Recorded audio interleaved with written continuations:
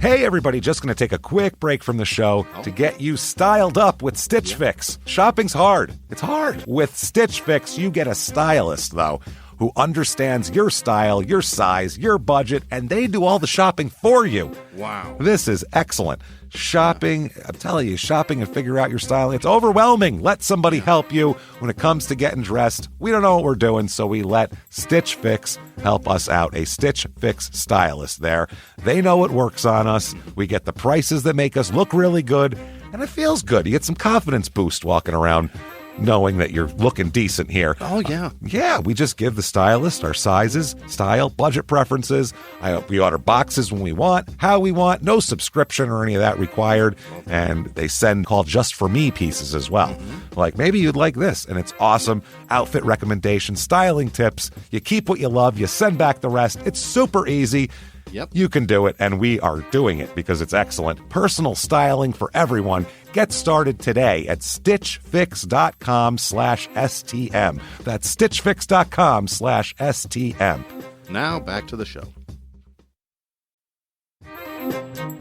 Hey everybody, just going to take a quick break from the show to tell you a little bit more about Rocket Money. It's the start of a new year. It's the perfect time to get organized, set your goals, prioritize what matters most. And for me, top priority is getting myself together here. Financial wellness, doing that, which that feels important, you know? Just feels like adult stuff that you have to do. And thanks to Rocket Money, my goals feel achievable now. They show me all my subscriptions in one place, help me easily cancel ones I forgot that I've been paying for, which happened to me.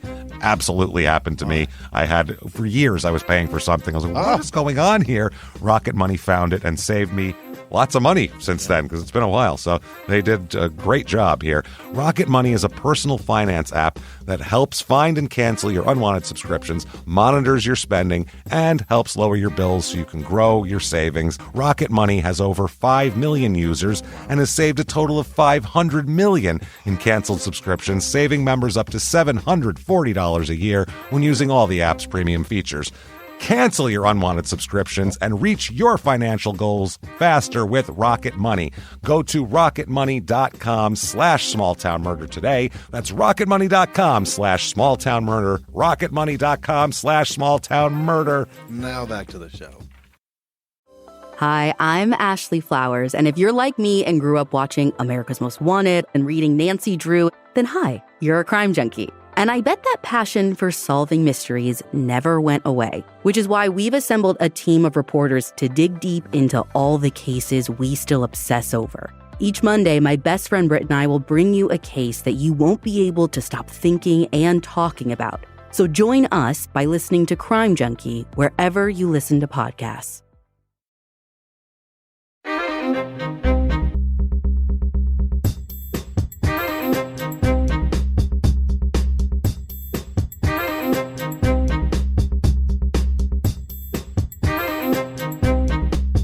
Hello, everybody, and welcome back to Small Town Murder Express. Yeah, and choo-choo. Oh, yay indeed, Jimmy. Yay indeed. My name is James Pietragallo. I'm here with my co-host. I'm Jimmie Whisman. Thank you, folks, so much for joining us all aboard the murder train. Here we go. Let's go away from the station here, chugga-chugging along, and we have a wild episode. As usual, we're going up to the Northeast for another, we've had so many Salems. Is that what it is? It's another town called Salem. In another place. In another state that we haven't done yet. So very interesting. Before we get to that, quickly, head over to shutupandgivememurder.com. Yeah. Get your tickets for all the live shows, number one. May Detroit, the 5th, we're in Detroit. Yeah. Let's go, Detroit. You're Let's up do next it. on the block. It's going to be great. Get in there, Detroit. Come see us. Oh, we can't wait. Can't wait. Can't wait. Let's go. Maybe Bob Seger will come see us.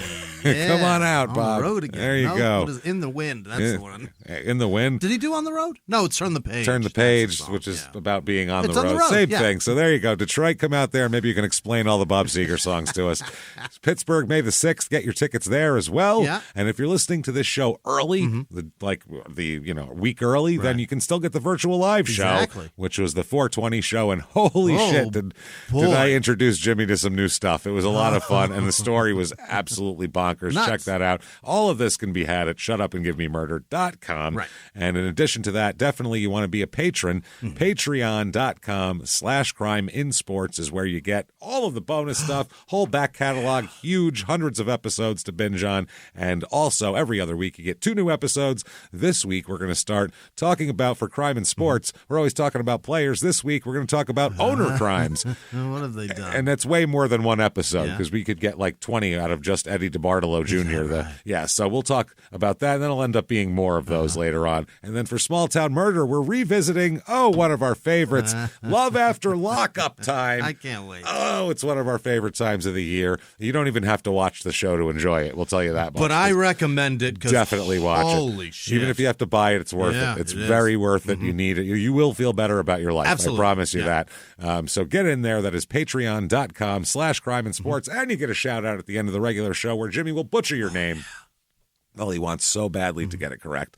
So that said, I think it's time, everybody. What are you guys doing out there? Where you at? What's everybody doing? What's that in your hand? What's that in your hand? That's a good one. What are you doing right now? What are you teaching a kindergarten class? That makes sense, right? Yeah, you got one ear, just an little AirPod in there, and you're listening. That's totally fine. Those safety scissors. Tell the kids, it's time to color, and just when they're all about done, everybody's polishing up their pictures. I want you to stand right up on your desk, freak the kids out big time, throw the arms to the sky, and you shout, "You little bastards! Shut up and give me murder." There you go. And you're going to have to probably chip in for some therapy because they're not going to understand that at all. Get your apology letter ready for the family. Yes, that's the truth.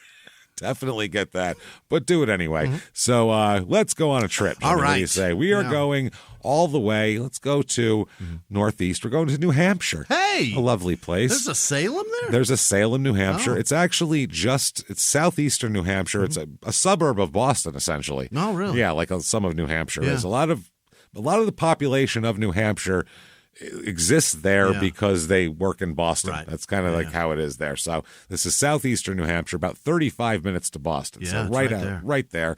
Population's only 30,158 though right now. So yeah, it's a smaller little place.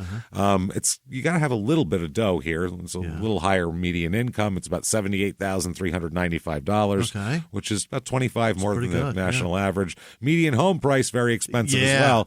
Boston's really expensive, it just kind of stays there. It's a little ripple as it goes out. Yeah, if you can drive to Boston and work, it's going to be pricey. And median home cost here, $517,600. Median home price. Oh, my God. That is crazy. This area, to give you a little idea of why it's called Salem like everywhere else, it was first settled in 1652. Okay. So old school. Old school. As early as 1736, Salem was the North Parish of Methuen, Massachusetts. This was actually Massachusetts back then.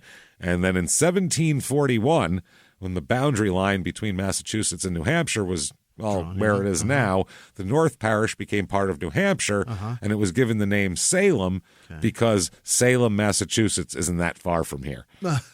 That's good. So Let's have two places real that's close. What I mean. That makes less sense. If you move somewhere 2,000 miles away, you wanted to name it something from back home. That makes more sense. But if you go, well, let's just we like that town over there. Let's just name it that. I get Oregon, but for Christ's sake, it's a different state. Who cares? Is 50 feet away. That's ridiculous. So that's wild. Used to be a lot of factories in this town. It was that kind of place. And really nice, though. They'd have like these long tree-lined streets. And it was like a real it didn't look like kind of a rusty, crusty factory town. It looked pretty, and then they had factories also. Beautiful. Yeah, it was really nice. There's lakes here and water and shit like that. Yeah, it was good. They had arcades and they had dance halls and shit. You know, it was hot shit back in the day. What does arcade mean? Because it could be a lot Place of things, for right? People to play shit. It could be now could be it's anything. video games, but back in the 1800s, they had different types of games they would play that were mechanical. They weren't video games. They were, you pull a lever and something falls in a thing, and then a chicken gets a fucking piece of corn. Yeah. And then, you win. I could have Googled that later, but I figured this is information that everybody needs to know. They might need to know that. Because I've never. Or they know that. I've always wondered and never looked it up. But I see like adult arcade. I'm like, that's not a thing. That's not a thing. Well, I mean, honestly, technically, you could have an arcade game that involves anything. dildos. Yeah. I mean, it could be very adult. Fascinating. We don't know. So the automobile, though, coming more into prominence, Right. brought the decline of the trolley, Oh. which made everything all fucked up, basically. The trolley was holding this The shit trolley together. was holding it together, damn it. Damn In the 50s, 1950s now, Salem developed as a suburb, and it really became, a bigger place and started to blow up a little bit more. Reviews of this town, let's find out what they're all about quickly. Love to know. Here's 5 stars. Okay. Great place to live, especially with a family, not just by yourself. You got to have people. Great school system. Could use a little more diversity, but great overall. This is fucking New Hampshire. I mean, you're in New Hampshire. I don't know what you're looking for exactly. white Here, people. it's New Hampshire. Yeah. It's known for it. 5 stars. Very nice housing. Yeah. 1 vacant house that hasn't had a person in it for months. Months. This life is so easy for this person that their only complaint is that house down the street. No one's lived there in months. It's been like 4 months. I better you know what? I better put this out to the internet so people know to if they're going to come to town. It's nice and everything, but avoid this street because that's just blight. No one's in there. And I'm doing the landlord a favor. Maybe we'll get it rented with this review. I mean, they mow the lawn, they still keep it up and everything, but I like to know there's something going on in I there. need lights at night. Wow. 4 stars. Salem is a very beautiful town with a busy main street filled with shops and restaurants for everyone. Okay. Everyone. The town is not very diverse and is predominantly conservative, but it's still a small town, safe for families. They're leaning hard on that. It's not very It's weird. I moved to a tiny town in New Hampshire. It's strange that I don't see more of the rainbow of life here. Yeah, well, there's Boston's that way. There you go. 3 stars. I really don't have anything to say. I do not vote, and I'm not involved in town elections. How many That's stars? all. 3. Okay, yeah. I mean, I can't say it's great. I Did it can't right. say it's bad. I really don't have anything to say. Why would you put this in then? I don't even vote. It's not even on me. So You had to sign in to this website to do that. You had to make an account to say, I don't have anything to say. Wow. 3 stars. This is very short. Depends on where you live in the town. Okay. Exclamation point. That's all. It's like everywhere. That's it. It's the whole review. Even if you combine that with "I don't really have anything to say," guy, Doesn't mean anything. You still get nothing. You can combine 2 reviews and get no information. So things to do here: America's Stonehenge. Yeah. Yeah. What is that? Well, it doesn't look like Stonehenge. I'll sure tell you it that doesn't. fucking much. And we actually have some insight into this because Allison has been here before. Is that Our right? research person Yeah. for Small Town Murder, Allison, has done this. Has been to this place, and she said it is. She has been hoping against hope that we would do this town, so she could talk about this. And she says, "quote This is truly the dumbest thing since the rock zoo. It's just a bunch of rocks that these people clearly arranged themselves." That's her take on it. Are they big? They call it, quote, well, here's what it says: built by Native American culture or migrant European population. No one knows for sure. Oh, stop it. Allison's like, you put this up and you charge $5. Shut up. You know. A maze of man-made chambers, walls, and ceremonial meeting places at over 4,000 years old, America's Stonehenge is likely the oldest man-made construction in the United States. Like Stonehenge in England, America's Stonehenge was built by ancient people well-versed in astronomy and stone construction. It's been determined that the site is an accurate astronomical calendar. Oh. Yeah. Also, there's randomly just alpacas walking around. Really? Yeah, that scream at you. That's apparently. no good. Yeah, she said it's rocks and alpacas and chain link fences. That's all you see. And It's very loud. Not a great place to visit. So there you go. That's things to do, Holy. everyone. Have fun doing all that shit. What a mess. I don't believe them at all. I think that they did this and now. Well, they're look, you want to see? Yeah, Look here. Move your chair. You can see. Look at the. It's just, it looks. Oh, fuck you! Yeah, it's so stacked. Give me a goddamn break. I can do that in Yeah. my yard with a fucking wheelbarrow. It looks like an old guy is Yeah. bored and he's retired and he built a wall, and then he's like, I could make like a so whole little. hallway in there. Yeah, you can crawl through it, and people think What it's a bunch of jerks. made thousands of years ago. We have no idea what's going on there. So that said, let's talk about something we do know what happened. Let's talk about a murder, All right. shall we? Or multiple murder, actually. First of all, let's talk about a young man. Okay. All right, let's talk about a man named James Grant. He's 20 years old in 1997. Okay. So 97 we're going back to. Yeah. Yeah, this is a bit of a douchey time. Yeah. This is a lot of when you say like 97, 98, I just picture Sugar Ray, and I go into this, oh God, this like douche fetal position. It was a lot of guys. A lot of frosty tips. Yeah, a lot of guys trying to look like they're not trying, but they're fucking trying. Oh, hard. So hard. You know how hard it is to frost your tips? It's hours. Even if you make your hair like messy with some gel in it after that, you still went to the salon for like 4 hours to have that done. You're trying, bro. Come on. So there's a young man, James Grant. His name, though, everyone calls him Opie. Oh. Opie, because he looks like Opie. That's fella. why. Yeah. That's when you see him, you go, yeah, that's Opie. There's a good reason for it. Hey, Opes, what's going on? So neighbors said that the Grant family kind of kept to themselves here. James Grant, the only thing the neighbors have to say about them is that James Grant here, Opie, and his younger brother would often race their mother's car up and down the street like, quote, bats out of hell. So they would take their car and just race up and down the street. Do we know what kind of car it is? Nothing special. No. Just their mom's. Just running car. mom's wagon. It could have been anything. Just a Dodge Omni. Running mom's LeSabre down the street. That's all. There's a little nice Chrysler LeBaron. That's all. Not even a convertible. Got a Cordova out here. It's got a one of those Slant 6 in it. Those pink K car, Mary Kay cars. That's what she's got. Reliant. Yeah, she's like, come back. I have to go drop off a bunch of eye shit. Whatever the fuck women put around their eyes. I don't know. The creamy shit. To fill in stuff. I got contour to deliver. There you go. Maybe that. I'm not sure. So he, this guy here, Opie, he's had a little bit of an infatuation with a young lady around here. A young lady named Leanne Milius. Okay. She's 17 years old. He's real into her. 17-year-old Leanne. Yeah, 20-year-old creepy guy is a little into her.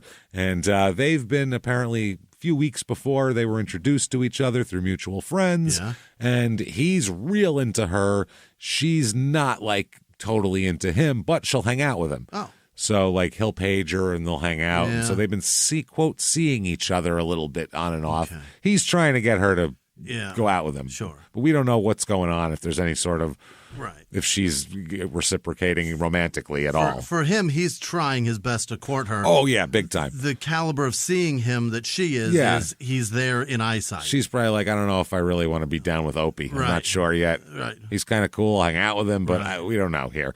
Now, Leanne is a senior at Salem High. And like we said, they've seen each other a number of times over the past month, these two.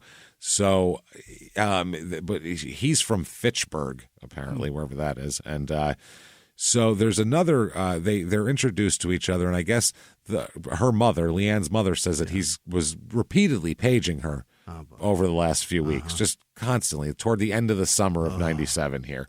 Just annoying, you know. And he's come over and he's brought a couple friends over before, and they're annoying. And Mom's not a huge fan of him and his douchebag friends. Yeah, it's a lot. So September 12th, 1997 comes around here, and he's got a couple other friends too. He's got Eric Jelenewski. Yeah. Jelenewski. It's a long one here. It sure is. He's 19. Okay. That's one of Opie's pals. Yep. And Jelenewski here, people say that his family was kind of also very tight-knit and didn't really talk to many people. Jelenewski went to the Army. For a while, and then but then returned. So he finished, or not? He's early. Kicked out. He's only 19. It's a young fellow to have finished the Army. He didn't do it all. Yeah. He's not done yet. Right. So I don't know what happened here, but he's home and not in the Army. And at one point, he used to have a uniform. So there's an issue there. But one woman who lived near them said they seem like a nice family, good neighbors. So they keep the lawn mowed, is what we know. Yeah. That's all we can really tell at this point. So Eric here, for some reason, he would go stay in motel rooms for long periods of time. I don't know why. Well, he would like to do drugs and drink. Meth he likes too. Oh, He's really? Meth and drinking and at 19. 19. And he just live in a motel room for a while to do meth and drink and hang out with his friends. The Army frowns upon that. Maybe that's why he's not in the Army anymore. Where the hell is Jelenewski? Where? Jesus Christ. Seriously? What the? You can't do that. He's just in a motel room drinking. Sarge, he's got methy pee. He's got methy everything. Look at him. He's shivering. He's shaking. Yeah. He just took apart his gun and didn't put it back together. That's what I thought he was learning a field strip, but he just took it apart. He put it back together. There's 4 extra parts. He said, I don't know where these go. I don't know where these go, but yeah, here it is now. And then he went and like stripped all the sheets off his bed. I don't know what's going on, man. Looking for microphones, he said. I don't know what's happening. He's real cloudy, guys. A little cloudy. So he holds up in a motel room. He bought a couple of movies, a couple of VHSs here, and this whole week he had hung out, drank, done meth, and watched Scream repeatedly. Really? Repeatedly watching Scream. Okay. Which was new at the time. Right. That was a, hot shit movie, and was totally really into Scream. Really? Loved it. That's all he was doing for a while there. God. Yeah. Imagine watching that movie and not just going, Yeah. Yeah. there it is. Well, there we go. Great. Well, all right. Hopefully they won't make 5 sequels of that. And keep going. Shit. But no, he did. Yeah. He just watched it over and over and was real into it. Wow. So then there's a guy named Christopher Doucette. And Doucette. Yep. He's 18 years old. He's part of this crew also here. He has served time in jail before. He's from Michigan, from northern Michigan. He's served time in jail for larceny and also breaking and entering. Okay. So he's a fine, upstanding young man. How old is he already? 18. Holy shit. Yeah, so we already have a guy who's been in jail for breaking and entering and someone who is, from what I can tell, kicked out of the Army already by 19 and 18. And a drug addiction. And he does meth in hotel rooms while watching Scream over and over. With terrible cinematic taste. Jesus Christ. Just an asshole. This kid's an asshole, and so's this one. Yeah. So they apparently they hung out, these two, Opie and this other one Eric here, or Doucette? Doucette and Opie hung out with Jelinuski in the motel room. Like the whole kind of the day before, the night before, and the day of September 12th. 3 dudes in one hotel room. Just hanging. Well, there's meth and booze and Scream to watch. It's a party. So, after a while, they start talking, and they're like, man, we should do something, this is boring. We're just sitting in a motel room. We have all this meth in our system. We should really put it to good use. Yeah. So they start thinking, what we should do? What would be cool? Oh, God. It's like we're watching Scream, and this makes sense. We should just kill some young ladies. Wow. Want to just kill some chicks? What the fuck? That'd be fucking awesome, right? And we'll just 2 kill other some guys chicks. said yeah? They were like, yeah, man, sure, and fucking... Holy. Let's do some more meth. What's in your meth, man? Fucking meth is in your meth. I think this is not aberrant behavior for people who've been holed up in a motel room drinking whiskey and fucking smoking meth, Let's right? Kill some chicks and get more meth. Yeah, that'd be awesome. Wow. So he had brought this up to other people too, Jelinuski apparently before, of like, we should just kill some chicks. And all of his friends always thought it was, quote, a mix of bravado and drug-induced craziness. They're like, he's just all high and fucking, because he didn't talk about it when he was sober, really. Yeah. But when he was all high on meth, he'd be like, we should just kill some chicks, man. And they're like, sure, yeah, okay. Maybe the meth makes him what he really wants to be.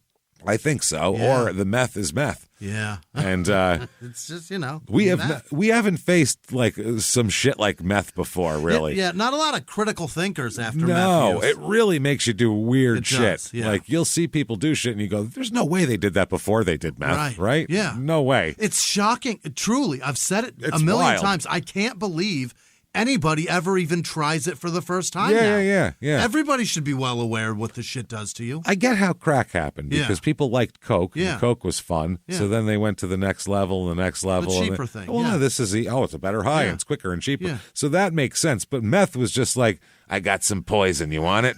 It'll make you crazy. And people were like, ooh, give me some of that. I got some car battery and Sudafed. Want to try it? Can you sell it by the quarter gram? Because that sounds delicious. Like, that's awful. Light this car battery and Sudafed on fire and breathe it. What? I don't know what's going understand. on. So he's taken meth, Yeah. Jelinuski. He's been watching Scream. Also Scarface. He intermittently... Yeah, that's the 2? He'll watch like Scream 3 times and then put a Scarface on. Scarface is longer, so that equals... so long. It equals like 2 Screams. Yeah. So you have to... I could see him doing that, but he balances them out with Scream and Scarface while he does meth. Wow. So the thoughts that are going in his head, and he's just in a room, just taking this all in. Drugs and murder. That's Drugs all and that murder. is. Drugs and murder. So he was like, yeah, this is how you should do it. You kill girls and then you sell. First you kill the girls, then you get the coke. The words of Scarface, and loosely quoting Scarface. First you get the meth, then you kill the girls, and then you rule the world. And that's you how do it works. that because they sawed up your brother in a bathtub. Jesus Christ. I mean, he was. That's one of the worst scenes. That ruined me for a minute. That was a bad scene. That's a tough That was a one. bad scene. Yeah, they're all. Yeah, that wasn't good. Splashing his brother all over him. Yeah. Well, he's So sitting bad. there getting it all over his brain chunks on his face. God damn it. So they figure out, listen, we're hanging out in New Hampshire. Yeah. We're gonna go back. We're going back to Michigan here to stay at his grandmother's house or something. They're gonna go with Doucette to Michigan. These three. So they're like, we should do this before we leave. Probably, Right. That way we'll leave it behind and we'll go back to Michigan. Right. Take off. We'll be less thought of if we're not here. Exactly, right? So they're like, okay, September 12th comes around, and, this has been he's been talking about this for days, and it's not really a big deal. So the three of these idiots are hanging out, Opie, Doucette, and Jelinuski. And September 12th, they go to hang out with Leanne. And Leanne's got a friend with her, too, a girl named Kimberly Farah, who is 18, just about to turn 19 in a couple weeks here. Okay. So now Farah had dropped out of school the year before and was trying to get her GED, but she was like a cheerleader and all that kind of shit. One of her friends said Kim's would have been a senior, but she dropped out. She had such a hard time because she had a lot of classes to make up. And she said, but they were cheerleaders together before that. Yeah. So not sure exactly what happened there. Her one friend or her counselor said, I remember thinking a couple of times watching her compete that cheerleading was really for her. She's really good at that, but she just got distracted somehow and school didn't work. Yeah, I don't know. Well, she moved too. She moved here 2 years ago. So I think maybe the move set her school. I don't know if it didn't have the same classes and she had shit to make up and just said, fuck it. I'll just get my GED. Because that's what I did. It makes all the sense, and that's a bummer too, because it sounds like she's got promise. She actually, she actually like does activities. And I didn't do any of that. Right, so the school never missed me. They were like, "Who else has weed to sell?" That's all it was. Was she's like there on game day. For Christ's sake. Someone else have weed? Okay, then we're fine. We don't need him. So apparently, it's a Friday night, and Leanne walks into. She goes to hang out with these guys, with the three. It's the two girls and the three guys. And they go to get some pizza, which seems innocent. Common. Yeah. Totally. I mean, when you're on meth, pizza's less innocent. Yeah. But still. But it's a very common Friday night for 19-year-olds. It is. Yeah. It's not a topping that they give at the Salem House of Pizza is the place. Can I get a special and a meth? Do you have a meth? Can you just put it on top like if it was fresh garlic? Do that, would you? Can I get a sausage meth? Did you say sausage pep? No. Just roll it in meth is what I want from you. So Leanne told a friend of hers that worked there that she was afraid of a young man. That's all she said. I'm afraid of somebody. And we think it's Grant because he's the one who has a crush on her. They're there together. And later on, she had mentioned Opie. So apparently that was this girl took it, the employee took it as she's afraid of this Opie guy that she's with. Okay. So they end up drinking a bunch. They eat pizza. They drink a shitload of beer and liquor. Everybody's having a good time. Yeah. They're teenagers on a Friday night. That's what you do. You know what I mean? So they end up going to Hedgehog Pond Park. Okay. That's Hedgehog Pond Park is apparently where the kids go. This is where you go to drink beer. That's the party spot. Yeah, you sit. Somebody said they sit on the picnic table, smoke, drink beer, and talk. Okay, it's the hangout spot for teenagers. It's the bar when you're not old enough to go to the bar. The one kid who's 17 said there's no other place really to go in Salem. You just go there because that's the place you can go hang out.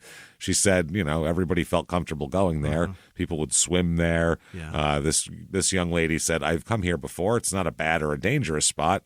It's just where we all go. Yeah, it's fine. She said it's totally fine. It's about 10 to 15 acres. It's got a small pond, fishing and swimming. It's got a bathhouse and picnic tables and perfect place to go smoke blunts in 1997. What you're doing here. It's a small place. Nobody's going to be there. Nobody's going to be there. Even the police chief here, Stephen B. McKinnon, said that Hedgehog Pond is an area known to police. He said kids sit on picnic tables drinking a beer or two. There's no keg parties, but occasionally kids will go there and have a six-pack. Okay. They don't even really care. They're like, it's innocent. There's nothing crazy going. Who cares if there's 4 teenagers sharing of 6 beers? Do we give a fuck, really? We aren't going unless somebody calls us that they're disturbing them. That's it. That's all we care about. Otherwise, who gives a shit? So they get to the park. Apparently, the Kim Farah was alone with Jelinuski here, and then Milius was with Grant, and Doucette was around as well. Okay. So we had Leanne. Yeah. Leanne was with Opie, Jelinuski with Kim Farah, and then Doucette is kind of the odd man out, wandering around. Yeah. So that's what they're doing, and it seems like a very typical Friday night. You know what I mean? Yeah. So we figure, they probably had some beers and went home, except for 6:40 in the morning. There's a woman walking their dog. Oh, okay. She's walking her dog out near the beach. Yeah, as by one the pond? That's why you live in a place like this, so you can go walk your dog in a nice place in the morning. And she discovers the body of Leanne Milius out there. Her body was in plain view of a busy road. Oh, you could just see it off the road at Hedgehog. Yeah, it wasn't even like deep. It wasn't in the woods or anything like that. Yeah, and Kim Farah then later on they were like, oh God, what happened to Kim? And they found out she didn't come home last night either. Oh, no. They found her also murdered behind a small beach house over there as well. So they found the two of them. They found them within 90 minutes of finding one. They found the other. So then they said, well, okay, what else is going on? So they report her car as missing. Kim had a car, Kim Farah, so they report her car as missing. And within an hour and a half of that, they receive a telephone call from the owner of North Carpet Mills about what appeared to be an abandoned vehicle on his property. I bet that's it. Yeah, and the check showed it was from New Hampshire, and it was Kim's car. So like, okay, that's interesting. Yeah. That's fucked up. So this is bad. It's just been abandoned out there. So they're wondering what the hell happened. They obviously want to talk to the 3 young men. They want to talk to Opie and the other 2 dipshits. Opie and the dipshits here. They didn't do a great job not being seen. You know? No. That's what I mean. That's why they're like, well, what happened here? The one police officer said, we have a very good beat on them, and I think we're going to bring them into custody to have a chat with them. So that makes sense. Hey, everybody, just going to take a quick break from the show to tell you about the safest sponsor ever, Simply Safe. Absolutely. These people will keep you safe. It's amazing. You know that every 26 seconds a burglary takes place in the United States, according to the FBI. That means that by the time this podcast is over, dozens and dozens of homes will have been targeted, ransacked. God knows what happens here. So protect your home before it's too late with Simply Safe proactive security system. Simply Safe helps stop threats before they even have a chance to break in. Named Best Home Security System by U.S. News and World Report 5 years in a row. And by us for about the last 8 years as well. If you trust us, believe me, you want Simply Safe. So visit simplysafe.com/small to claim 50% off a new system with professional monitoring plan and your first month free. That's simplysafe.com/small. There's no safe like Simply Safe. Now back to the show. Hey, everybody, just going to take a quick break from the show to tell you a little bit about Sono Bello. You know, the most known secret with celebrities and influencers and all these famous people is so many of them have had lipo. They've had lipo, whether it's a little touch-up here or a total makeover. Yeah. Nobody has a perfect body. That's the thing. No. They may look like it on TV, but there's things that help that. Absolutely. Lipo now has changed, and Sono Bello's been at the forefront with using LAL technology and getting those beautiful and natural outcomes for each person. Looking real natural. Our friends at Sono Bello are offering their best deal. You're now included in their winter savings event, but appointments are limited, so please get on this. Sono Bello doctors are masters in micro laser fat removal, a brilliant technique that removes stubborn fat permanently wherever your problem areas are. Tummy, love handles, thighs, arms, it's gone in one comfortable visit. Eating healthy and workouts are great. Keep doing that, but if you want to lose that stubborn fat in one visit, check out out Sono Bello. Save big during their winter savings event. Schedule your free consultation now at sonobello.com/smalltownmurder. That's sonobello.com/smalltownmurder. Now back to the show. They do autopsies. There is no sign of sexual assault on either girl. Okay. So there wasn't, at least this wasn't like something that, either way, they're murdered. Is it more horrifying? I don't know. I don't even know anymore. If it's just murder? I don't even know anymore. Fuck, that's so much. That's so, yeah, I feel like almost like if you're going to rob somebody or whatever you do to somebody to get something out of the murder makes more sense than to just be like, I just want to kill a person. That's weird. Getting the murder out of it is much worse. That's weirder. Yeah, damn it. I could see manipulation in other aspects, but just to kill seems really murder for bad. Silence is one thing, but this so much worse. Just murder for the fuck of it. Yeah, for the hell of it, because Scream was cool is a weird reason to do it. So they found none of that, although they said it's really bad, the wounds too. Yeah. Leanne was stabbed or slashed around the neck. There's a bunch of like hesitation stabs as well on her. Her body was left on the beach, and Kim Farrah had her head bashed against a picnic pavilion. Good Lord. Yes. Against the column. Yes. Holy and then also shit. stabbed as well.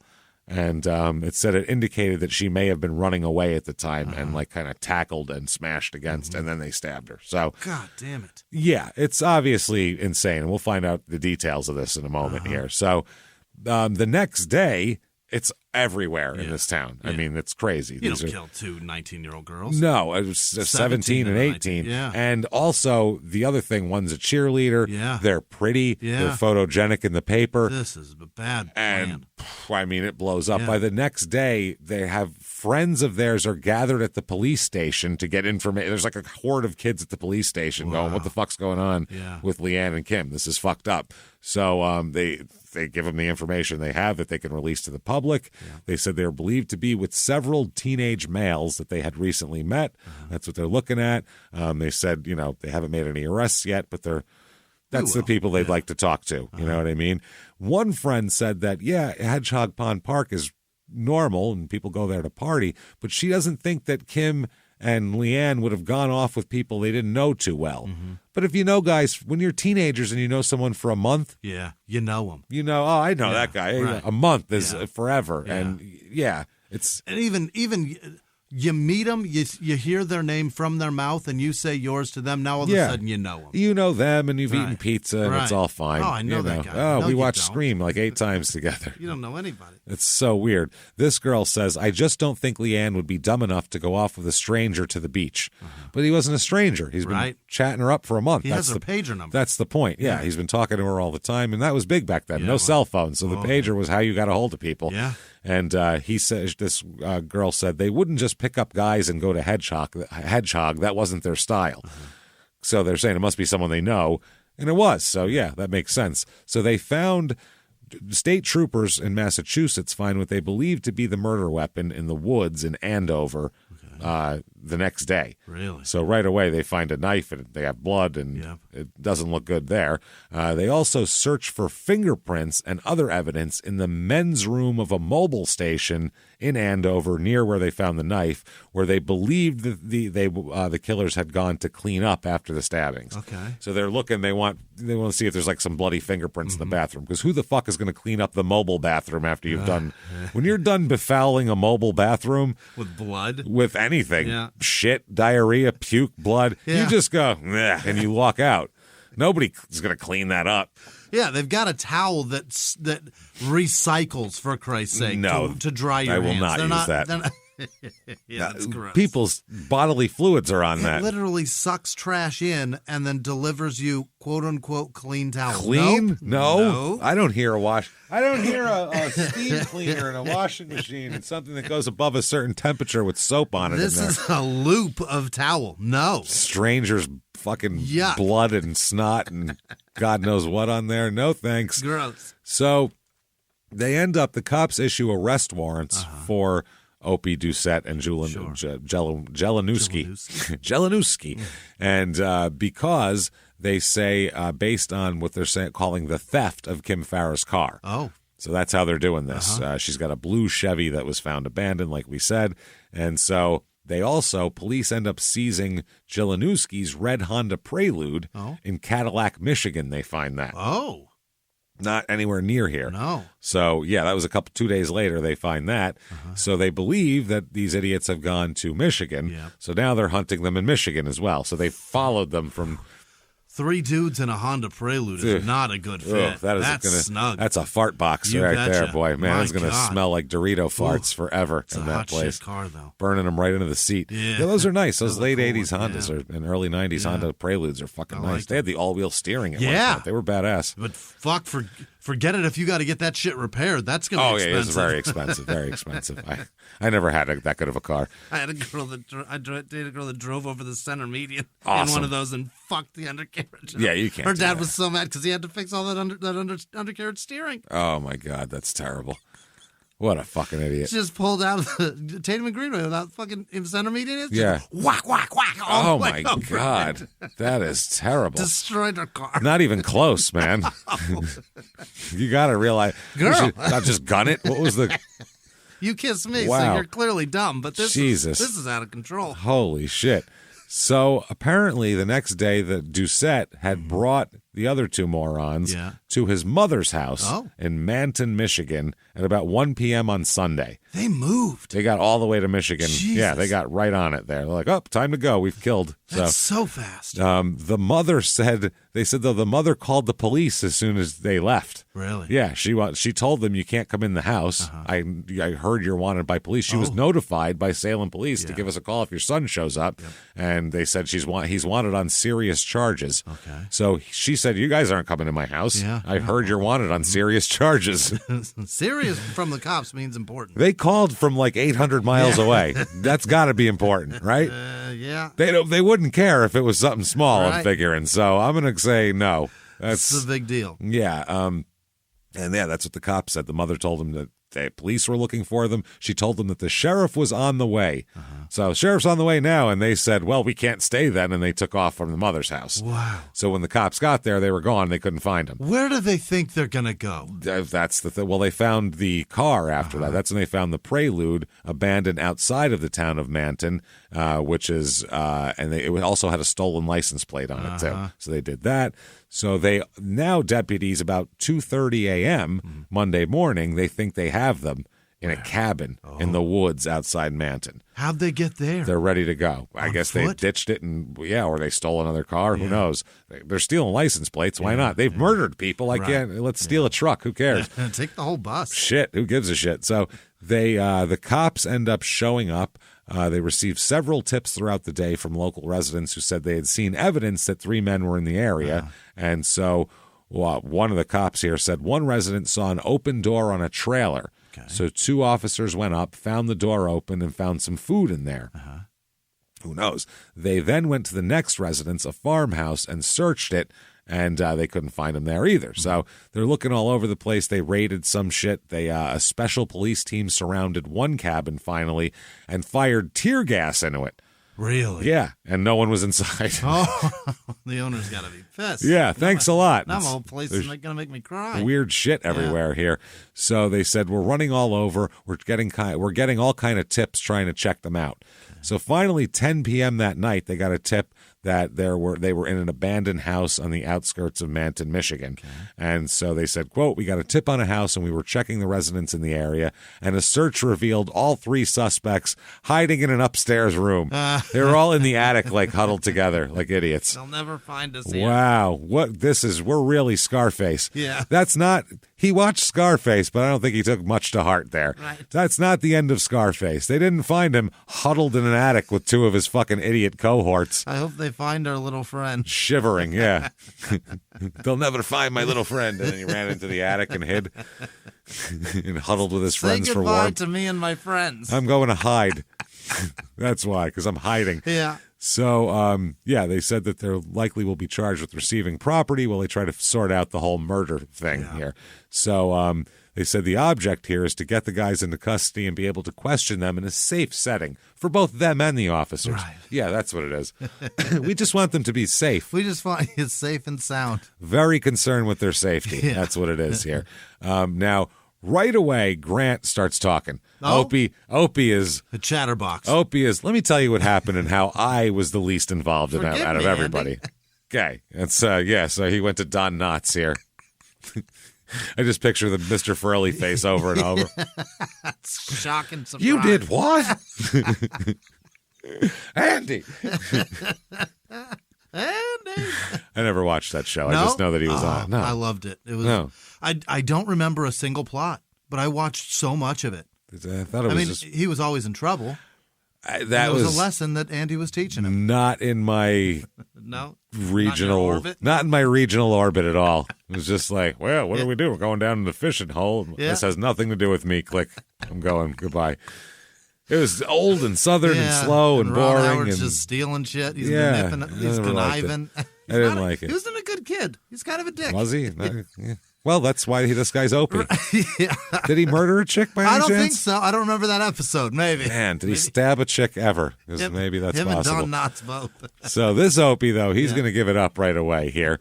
He said that Jelanowski took the knife from Leanne's dresser in her room. She had a knife in her room, took that and handed it to one of the other guys, and somehow it ended up with Opie. Here, he had it. And they hoped to use it to rob a gas station later. That was the plan. With a knife, which is a great robbery weapon when a counter's between you. Yeah. You know? That's great. It seems like in the 90s, every guy at a gas station had a fucking gun. You're going to bring a knife to a gunfight? Give me your gun. Well, I'll just back up a couple feet, and there's a counter between us, so it's going to be a lot of work for you to get to me, and I'll grab a weapon by then and probably fight. I got a broom I can hit you with. The gun is scary because you don't have to be right next to me. Right. That's what's scary. You can get me from over there. Yeah, That's you can get me from the bathroom in this place. Jesus. So Grant said that while he sat alone on a bench at the park, Jelanowski and Kim Farah were in a wooden shelter, the little like beach house thing, and Doucette and Leanne were in the woods. Oh. So even though Opie's the one who really likes Leanne, I guess she was in the woods with this guy. Right. So he said he heard a scream from the wooden bathhouse, or not bathhouse, beach house. Right. So he approached Jelanowski and told him, and said what happened, and he said Jelanowski said I stabbed her. Oh. I stabbed Kim, and then he kicked her in the head. Oh my God. Yeah, and then he said I kicked her in the head, and then I stabbed her, and I kicked her in the head again. So there's that. Okay. Yeah, he said that Doucette then got the knife. Then somehow he's in the woods with this girl. Right. Somehow he said that Jelanowski somehow got him the knife while he was hanging out with Leanne over there, and he said that he and Doucette went to sit and talk with Leanne for a period of time, hoping to keep her away from Kim's body. Yeah, I don't want you to see this. Don't want you. That's gonna freak. It's gonna ruin the whole night at that point. Yeah. It's gonna turn all screamy real quick. Things? So he said that Grant says that he and Doucette walked her to a picnic table where Doucette rubbed her shoulders and neck. And then he said Doucette suddenly pushed her to the ground and began to strangle her after he was rubbing her neck. Opie here, Grant, said that he held her legs down while Doucette repeatedly stabbed her. Grant said then he took the knife and stabbed her some more. Yeah, and he said those were the hesitation ones, were me in there. Ones. Yeah. He says, that's what happened. He said, he was a little bit jealous, and there was a whole thing like that. So rather than them working it out amongst themselves and just whoever she likes, they decide, why don't we just both kill her? Okay. So, they go to talk to people. Yeah. The press goes to talk to Opie's neighbors, and one man, this is fucking amazing, who saw some kids being interviewed, ran out and yelled at the kids, quote, "Don't say nothing. Keep your mouth shut." Let's question him now. Well, yeah, why? That man's dangerous. There's been a murder of young ladies. Let's do this. So, don't say shit, you bunch of rats. You goddamn fucking stool pigeons. So, meanwhile, Farah's father, this is Kim Farah's father, William, said, he didn't know what's going on here. They talked to him, and he said it's obviously worse than you can imagine. Yeah. Students at the high school also had like a big gathering for them, like immediately in the next week. They had all these posters all up. So we miss you, Kim and Leanne, and all this type of shit. I mean, they made it They made them a cause very, very quickly, these kids here. They sent professionals from the Center for Life Management to go to the school. They sent counselors there. Oh, that's great. It was apparently really freaked everybody out. I'm sure. The one kid, the assistant superintendent of schools, said the kids are at a heightened level of anxiety now. Mm-hmm. If anything, knowing that it's not someone from our own community who did this is making it a little easier on the kids. Okay. But they're scared. Yeah. We're hearing that a lot of them were scared last night. If there's anything positive that can come out of a tragedy like this, it's that people will refocus on what their children are doing. But not really, because what are you going to tell a fucking 18-year-old and a 17-year-old they can't go hang out with boys they met? Like, right. I mean, that's normal teenager shit. Even they if weren't something doing anything happens, crazy. We at that age say things like, yeah, but that's not going to happen to me. Yeah. Well, you just can't. Anytime your teenager goes out or a teenager goes out, this shit can happen. Right. You can't just keep them inside and go, no, you can't hang out with friends. What kind of weird shit is that? Right. No one's going to do that. So they said, one guy said, our students are all a little spooked by what happened. Okay. And some of them are feeling a little bit guilty about things they've done and where they've put themselves at risk. Guilty? I don't know about that. No. They even have it's Kim's birthday the next week. They have a big birthday celebration for her at the park. They bring candles. It's a vigil. I mean, they don't have a party. Right. They don't start playing fucking Kool and the Gang and doing the Macarena and shit in 97. Yeah, it's fucking celebration. Whoa. It's none of that shit. But, they have candles and shit like that. It's a lot more crying. It's a little sadder, yeah. They said tons of people turned out for this, though, and the dad there said, quote, it was good to see a lot of people showed up and that a lot of people care. Yeah. So that's nice anyway. Anyway, so once they're arrested, Grant, like we told you, he said that I held her legs down and I was kind of... real incredible story. It's a little hard to believe here. Then he talks again, and in a subsequent meeting, when they're saying, look, one of you is going to tell the truth, and I don't believe any of you are telling the truth, and whoever tells the truth is going to get a deal to testify against the others. First one wins. But, I mean, we got to know exactly what happened. So Grant, Opie, says, well, that'll be me then. Yeah, I'd like to get out one day. But to do that, he has to be honest, and to get the deal, he has to say this, and it's bad. He said, yeah, it was actually me, not Doucette, that stabbed Leanne in the throat. Okay. I'm the one who did those. Yeah. It's cut her throat, basically. It was the other guy who did the superficial wounds. Right. That was Doucette. Yeah. So I'm the monster, is what I'm saying. One. Now same story, reverse it. Reverse it. Now I'm going to testify against him. That's how it works. Which is weird as fuck. And they're allowing it? Well, they have to. They gave him the deal, and now this is what he's telling them. So, shit. So the whole plot is he said that Opie says that he, Doucette, and Jelinuski all drove to Salem to see Leanne. At some point, Opie and Jelinuski took the knife from the dresser. Grant gave the knife to Jelinuski, who gave it to Doucette. They said that's how that worked. They then put the knife in Jelinuski's car. Later on in the day, Opie, Jelinuski, and Doucette accompany Leanne and Kim to the playground. This is after pizza and after also the boys have had plenty of booze and meth. Oh, boy. Okay. So Leanne and Doucette went for a walk in the woods. Kim left Jelinuski and Opie to find Leanne. Where's Leanne? I'm going to go find Leanne, okay? During this time, according to Opie, Jelinuski told him that we should totally kill these chicks, right? We should totally kill them. And they talked about the idea together and went, they did a little pros and cons, and they said, all right, let's kill them. That's premeditated. Oh, they sat there and had a whole talk about whether they should or not. And finally they said, yeah, you know what? Yeah, you were right. We should kill them. Cool. Yikes. So they decide they're going to do that. Shortly after this, after they decide, let's definitely kill him tonight, Opie left to get a sandwich. He's hungry. He's got just peckish. He's a little peckish. He hasn't had a whole lot of meth, and that booze is just really swirling. Go for a gas station just club. A real nice, like a gas station turkey on wheat. That's what I'm looking for right now. That's what everybody wants. The kind that just smells like, mold. That one of those cases that doesn't have doors to guarantee the mayo is room temperature. Absolutely, and grab it right from the front too. So it's first one. The warm air has been hitting it all day. From yesterday. Yeah. Matter of fact, get the egg salad. Take a chance. Take a chance. You're not sure. living. Sure, it looks like it's got a crust around the outside of it, and that's an unnatural color of yellow that nothing is. But yes, you should totally eat that. So he went to get a sandwich. He said when he returned, Doucette and Jelinek were fighting with each other. Oh. Somehow. So we're now arguing. Somehow it went from we should kill them, cool, I'm going to get a sandwich, to now those two are fighting. Okay. And the girls were getting upset at the fighting. Stop fighting. I'm in the woods with you two idiots. Can you stop fighting? You're acting all methy. Yeah. Opie said that the fight was a fake fight, though, designed to separate the two women. Like, it was designed to be like, well, yeah, you go walk over there with him and you go walk over there with him so they're not fighting with each other type of deal. Yeah, pull us apart. This was a setup. Us. Yeah. That's how premeditated it was. They actually have a fucking setup. Like, it's like a prison hit. This is crazy. Them to separate us, which separates them. Wow. So I guess according to them, they returned to they had returned to the to Leanne's house. This was outside. They returned to the house. They went inside.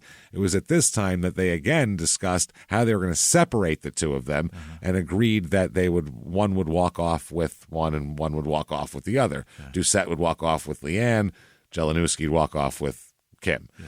So they returned to the car and then they went to the park. When they arrived at the park, Doucette and Leanne went into the woods. Yep. Jelinek and Farah went to the bathhouse. Yep. Okay, now Opie remains at a picnic table. I guess within minutes of them arriving at the park, because this was the whole plan. Once they got to this park, Jelinek had already stabbed Kim to death in the bathhouse within minutes of them arriving. Really? They just got there, went in there. Okay, hack, just started stabbing her. Okay, so Doucette goes to check on Jelinek here. While Grant was switched off and Grant was with Opie was with Leanne. Okay. Now when Doucette returned, he pulled Opie aside, and Opie says that Doucette had got the knife from Jelinek and then said here and gave it to Grant. When he went in the bathhouse, he got the knife, then he gives it to Opie. Opie says that Doucette was crying and emotional, and begged Opie not to stab and kill him, which makes no sense. This is meth. This is a lot of meth going on right now.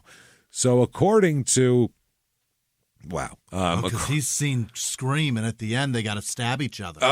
Maybe that's what it is. Say that there's some assailant getting them. Maybe that's what he's trying to do. I'm woozy, man.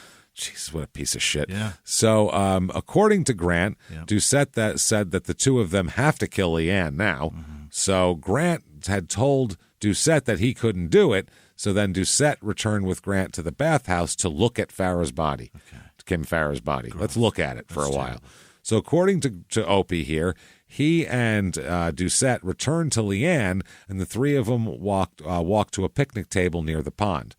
Apparently, that's when Doucette started caressing and then massaging Leanne's shoulders and head, but then grabbed her head and tried to snap her neck. What? He tried to do like a fucking Jean-Claude Van Damme, Steven Seagal quickie neck break, like in a movie, which does not work. No. It does not work. If you've seen that in a movie, the guy just goes, "Pah," and then the person like moves an inch and drops down dead. That doesn't work. But he tried to do that. Yeah. He tried to do that to a human being. Even when they hang somebody and that doesn't break half the time. No, and even when it does, their body it's not the end of it. He just goes, "Pah," like a ninja. Just pow, one shot, and it's supposed to work, but it doesn't work. And Leanne instead jumps back. And that's when Doucette lunged at her. Yeah. And Grant said that Doucette started choking her and strangling her and like wrestled her to the ground, strangling her at that point. He continued to squeeze her neck until she stopped moving, is what he says. I mean, he strangled her. That takes a while. Yeah. Once Leanne was unconscious, that's when Doucette told Opie to stab her. Okay. Stab her now. Yeah. So Opie comes in and stabbed her twice in the throat, which were huge. It was more than two little. It wasn't like, there you go. I mean, these were murderous stab wounds. Boy. When Leanne then screamed from that, she came to from that. Apparently, Jesus, Doucette then kneeled down on her neck for a period of time. My God. To keep, what a fucking monster. Jesus Christ, I hate these kids. Neither of them they're all pieces terrible. of shit. Yeah. These are fucking girls, you idiots. Yeah. Like, Are you kidding me? Good Christ, man. I'm disgusted by this shit. So then they restrained her at that point while they were kneeling on the neck, and that's when Doucette used the knife to inflict a number of less serious wounds to her, Leanne's neck and abdomen. Yeah. Just stabbed her a bunch of times. Because he's not mad, he's scared. He doesn't want to do it. Yeah, right. He doesn't. Well, he doesn't. Where he's Opie's scared got to do rage that she won't date him. Apparently, this dude's got nothing except for cover this up. And he was crying. He's cried 3 times tonight already.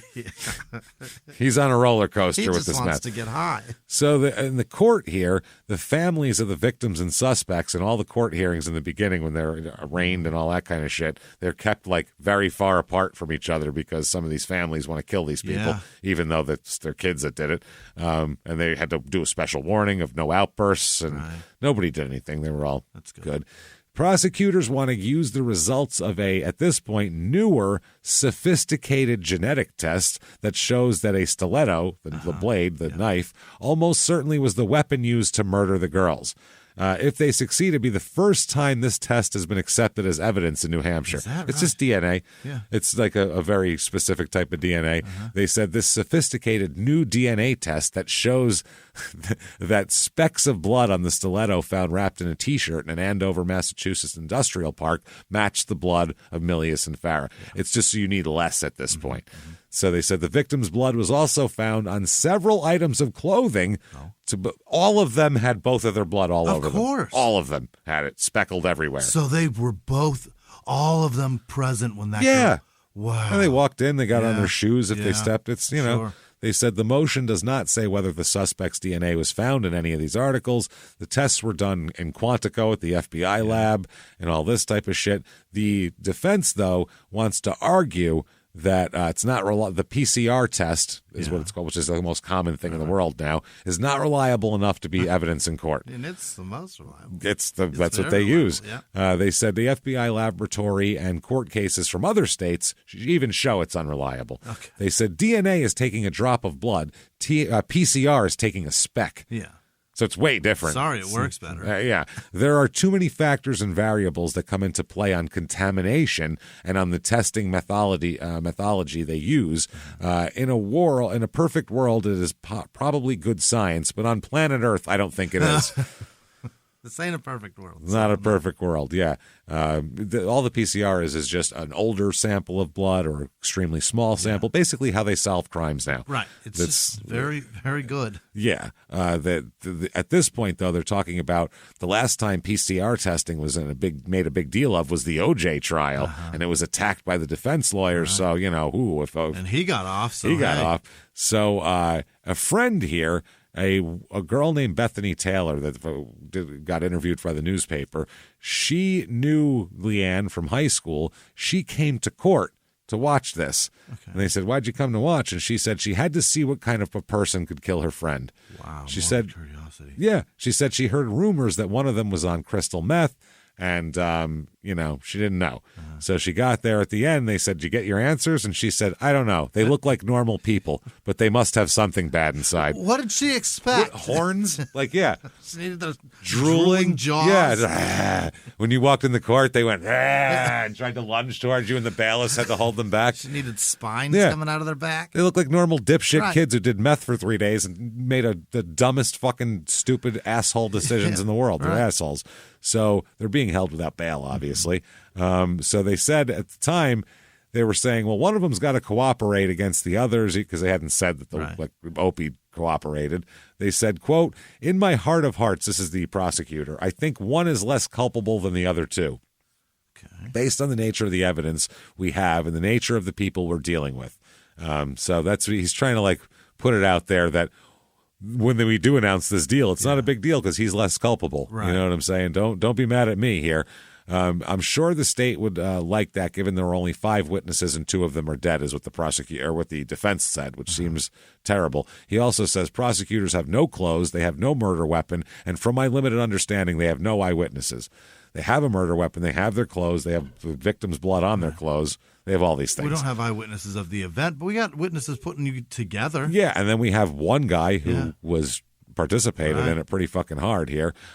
So they're going to let Jelenowski plea. Okay. Okay. Now, the parents are pissed. I'm sure. They do not want any plea. The plea agreement would give him a chance of parole after 35 years. Okay. Parents, though, William Farah, who's Kim's father, said, quote, I don't understand how this society can plea bargain with animals. He's a construction worker from the Boston suburbs. Yeah. He's like, these fucking animals. They're animals. And, I don't blame the guy. It's what you would want, Yeah, you know? get a fucking job and just do it the right way. Yep. He said he wanted the death penalty. He said that it was the same as in the paper. There was a pit bull that killed a horse, and they put the pit bull down. What's the difference? He said, they killed that dog, and this guy killed my daughter. A pit killed a horse. A horse, so they killed the pit bull, Yeah. which that seems like, wow, it's a lot bigger than you. Good job. Yeah. That's talk about nature. Wow. Impressive. Some nature shit right there. So the father, was accompanied by Leanne's mother, Mary, and Mary said that the details of all this have brought them the two of them together, and they're now living together. They're back together. No, they're not back together. It's one of the girls' fathers and one of the girls' mothers. Oh, hey. They're now living together. They were both divorced. Oh, okay. Yeah, they didn't break up their families for it. They were two people that were divorced, That's and they share this horrible, tragic thing. And now and they're just going to be together forever. That's nice, I guess. Yeah, it's nice. It's really nice. So, she said that the mom, Wallace here, said that she had met Jelenowski, Doucette, and Grant in her house before the murders. They had come over, remember? She remembers Jelenowski as, quote, being loud and obnoxious. He's a dick. Talking about Scream all the time. He really sucks. Saying, like, say hello to my little friend, and, like, a lot of shit like that. Things in a weird Cuban accent that's not very good. Real obvious why he's not in the army anymore. Very, very strange.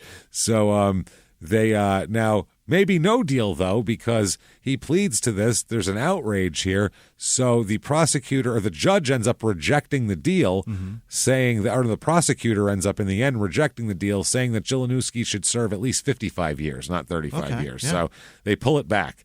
Grant, though, Opie gets a plea deal. Really? In exchange for his testimony against the others, he gets, you, sir, may fuck off, 25 to life. Unbelievable, he gets, man. Okay? Yeah. The Doucette trial, on the other hand, Opie's got to do this, So he gets on the stand and he talks they walk him through the state's case. And then, as he's being cross-examined, questioned by the defense lawyer, he admitted, Grant, that he was the first to slash her throat once or twice. Oh, God. Leanne's throat.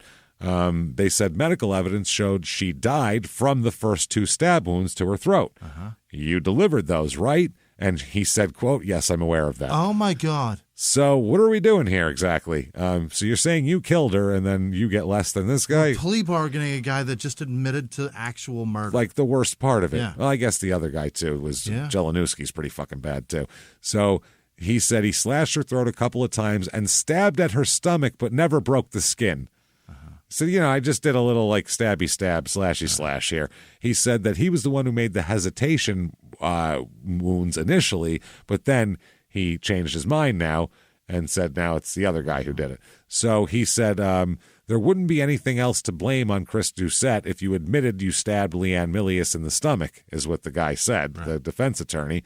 Earlier in the day, he had tried to pin all of this. The defense is trying to discredit Opie the whole time, and then Opie gets on the stand and says exactly what they need him to say. Yeah. So you kind of can't really discredit that at that point. So they're really in a weird spot. Like, he's an honest man. We changed our minds.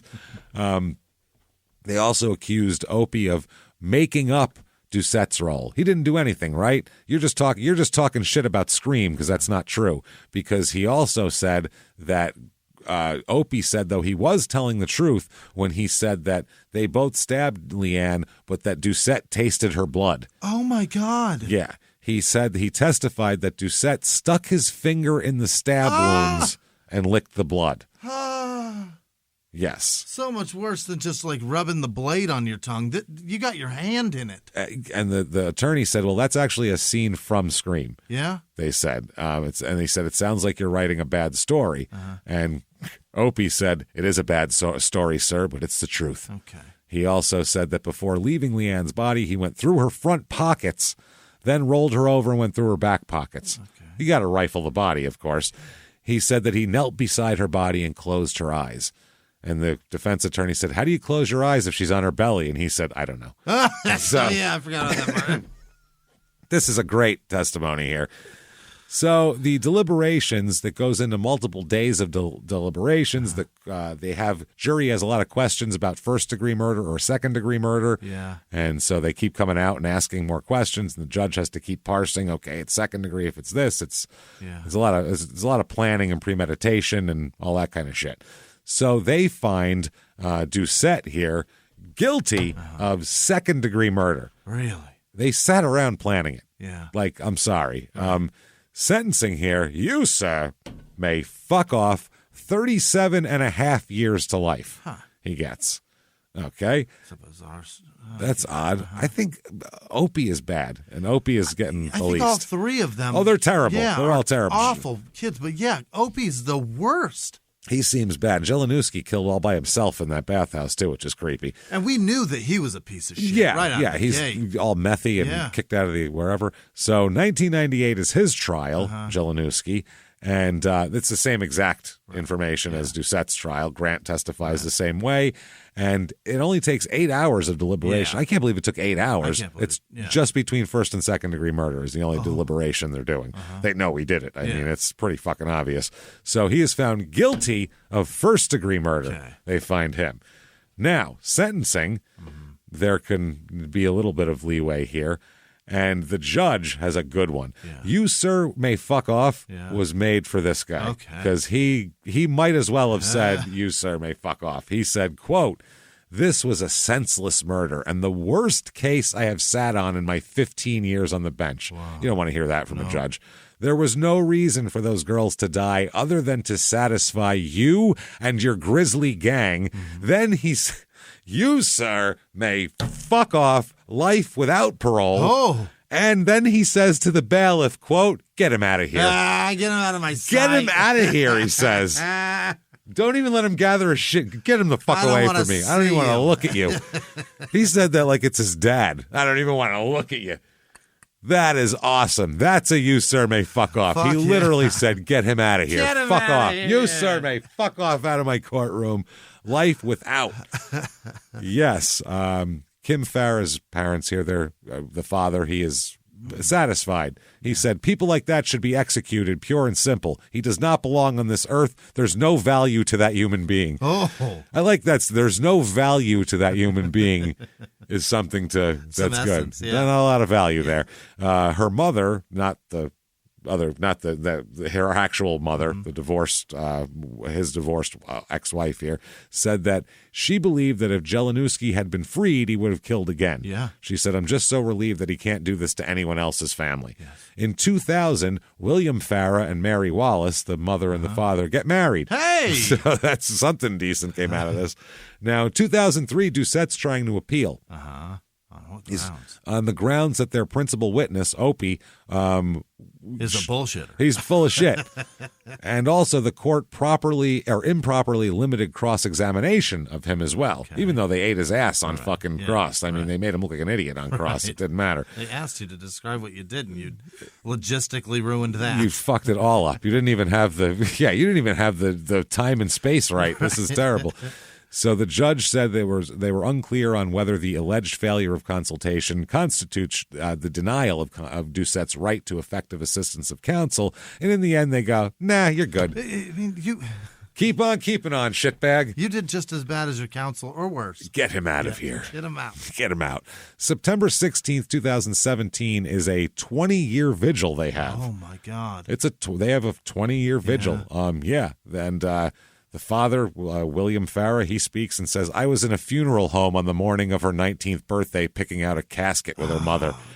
Jesus Christ. That is bleak. Oh, my God. Fuck, man.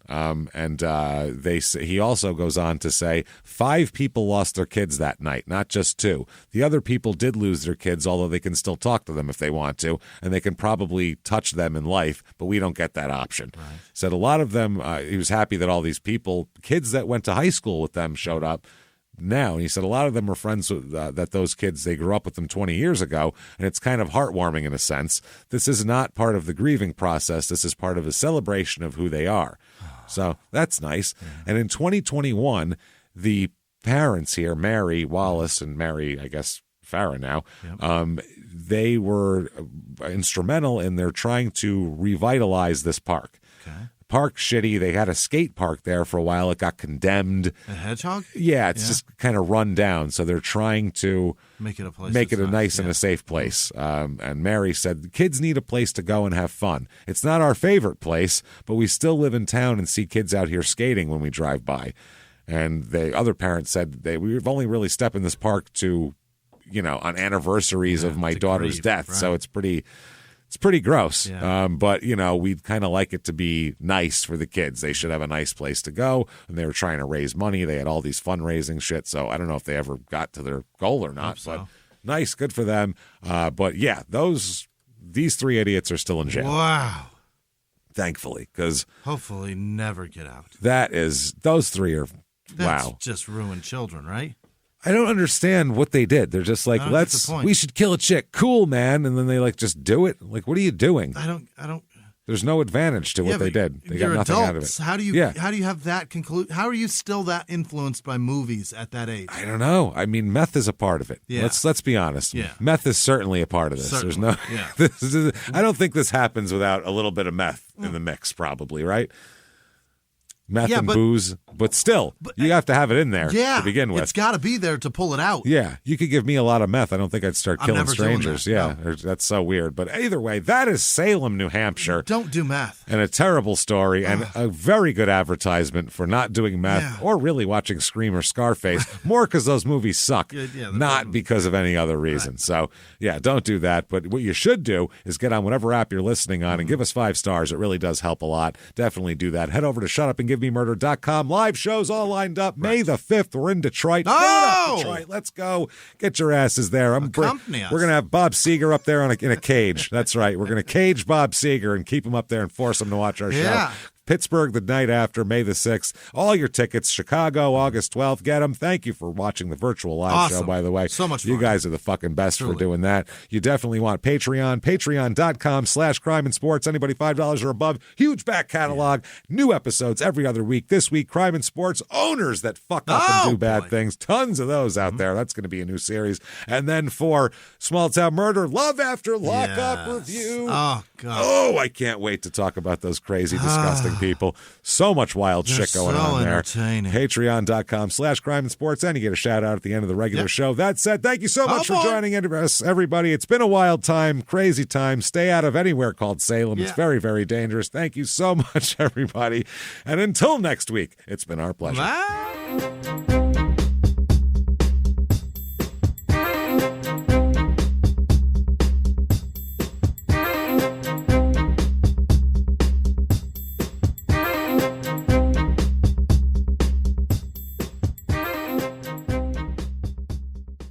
If you like Small Town Murder, you can listen early and ad-free now by joining Wondery Plus in the Wondery app or on Apple Podcasts. Prime members can listen early and ad-free on Amazon Music. Before you go, tell us about yourself by filling out a short survey at Wondery.com/survey. Have you ever gotten a message out of the blue? Maybe you ignore them. Or maybe you end up in conversation. Maybe they tell you about an amazing offer. I can really show you how to make some money. And maybe that gets you into a lot of trouble. But this isn't a story about people like you, the people receiving these messages. This is a story about the people behind the messages, on the other end of the line. Thousands of them, working in a microcity built for scammers. From Wondery, the makers of Dr. Death and Kill List, comes Scam Factory, a new series about survival at the expense of others. Follow Scam Factory on the Wondery app or wherever you get your podcasts. You can listen to Scam Factory early and ad-free right now by joining Wondery Plus in the Wondery app or on Apple Podcasts.